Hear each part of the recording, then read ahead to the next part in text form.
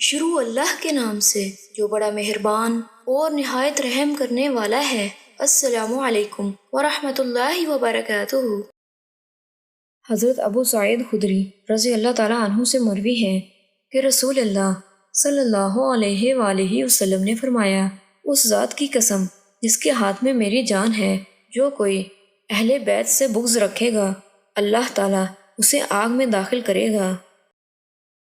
حضرت ابو ہریرہ رضی اللہ تعالیٰ عنہ سے مروی ہے، کہتے ہیں کہ رسول اللہ صلی اللہ علیہ وآلہ وسلم باہر نکلے، آپ کے ساتھ حسن اور حسین تھے، ایک اس کاندھے پر دوسرا اس کاندھے پر، کبھی اسے بوسہ دیتے کبھی اسے بوسہ دیتے، حتیٰ کہ ہم تک پہنچ گئے۔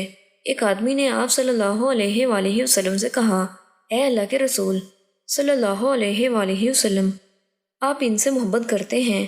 آپ صلی اللہ علیہ وآلہ وسلم نے فرمایا، جس نے ان دونوں سے محبت کی اس نے مجھ سے محبت کی، اور جس نے ان دونوں سے بغض رکھا اس نے مجھ سے بغض رکھا۔